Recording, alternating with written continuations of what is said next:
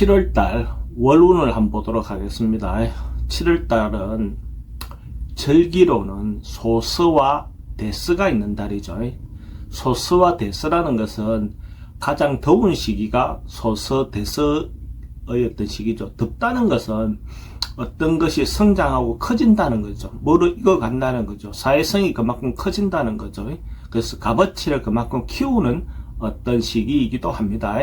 그래서 뭔가가 올해 시작했던 어떤 일이 있다면 올해 2월달 1월에 시작해서 5월에 절정을 이루었다가 2월에 뭔가 가장 커지게 만드는 어떤 시기죠. 그죠? 그게 결실로 바로 이어지는 것이 아니라 어떤 뜸을 들이고 있는 어떤 그런 시기가 커지고 있는 시기가 소스와 대스다. 그죠? 그렇게 함으로써 어떤 것들의 값어치가 그만큼 커지는 거죠. 그래서 이런 시기에는 크게 성장하고 발전하는 시기로 보셔도 좋습니다.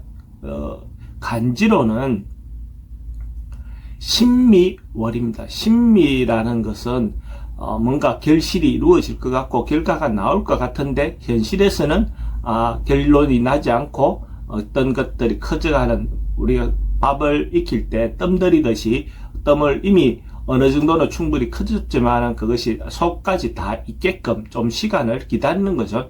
그 다음에 이제 결실을 보기 위해서 하기 전까지 어떤 뜸을 들이는 시간으로 보셔도 좋습니다. 그래 함으로써 또 뭔가 실제적인 값어치를 발휘하는 어떤 시기가 되겠죠. 닭띠는 주역상으로는 이위화라는 어떤 상이 나왔습니다. 그 말은 화기가 아래로 다 많은 거죠. 그러니까 태양이 뭔가 밝음이 너무 확 밝아져 있는 거죠. 이럴 때는 내가 하는 행동이라든지 어떤 것들을 타인들이 다 알아보는 시기이기도 하죠. 그리고 뭔가 이것들은 언론, 방송, 예술계통에 있는 사람들인데 홍보하거나 알리거나 이래 하기엔 좋죠. 그러니까 남들인데 자기 어떤 일들에 대해서 홍보하거나 알리는 데는 좋은 시기로 보셔도 좋습니다. 그래서 또 그것들에 대해서 책임져야 되는 어떤 상황도 있겠죠. 긍정적인 부분도 있고 부정적인 부분도 있습니다. 근데 이제 이렇게 할 때 또 너무 오버하거나 지나치는 부분에 대해서는 항상 조심하셔야 될 것 같습니다. 사업하시는 분들은 대체로 예를 들어서 앞 사람들이 했던 것, 위에 선배가 했던 것, 내지는 부모가 했던 것들에 대해서 개성해서 한다면 대체로 길한 운이다라고 볼 수도 좋고, 어쨌든 너무 오버해서 지나치게 투자하거나 하는 것들은 좀 조심해야 되는 부분으로 볼 수 있습니다.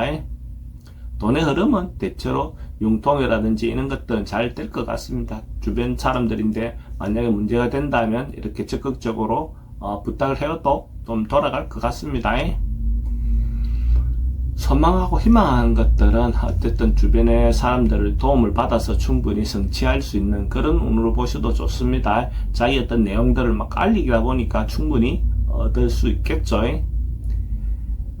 취직은 뭔가 급하게 하려고 하면 조금 어렵겠지만은 자기가 좀 신중하게 판단하면 충분히 이루어질 수 있는 운입니다.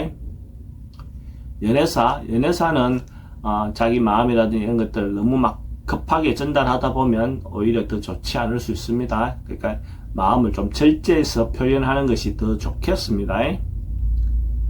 매매는 뭐 급하게 하지 않으면 궁극적으로는 충분히 원하는 시세를 얻을 수 있을 것 같습니다. 이사는 뭐 하셔도 좋고 대체로 뭐 하는 것들이 더 긍정적이다 봐셔도 좋죠. 건강은 잘못하면 급성병이라든지 갑자기 악화될 수 있는 부분이 있기 때문에 좀 신경 써서 챙겨볼 필요가 있습니다. 나이별로 보면 93년생 계율생은 대체로 적극적으로 자기가 주도적으로 뭔가 일을 이루어도 괜찮을 것 같습니다. 긍정적인 어떤 에너지가 많은 시기이기 때문에 주도적으로 열심히 해보시기 바랍니다. 81년생 신유생은 자기가 하고 있는 일을 어째 보면 반복적으로 루틴대로 이렇게 하고 있는 어떤 운으로 보여집니다. 특히 음식 관련해서는 좀 조심해야 되는 시기로 보여집니다. 69년생 기유생은 어째 보면 이제 자기를 좀 가꾸고 꾸미는 어떤 시기로도 보여지고 또 주변의 어떤 환경도 좀 개선하고 바꾸는 어떤 시기로도 보여집니다.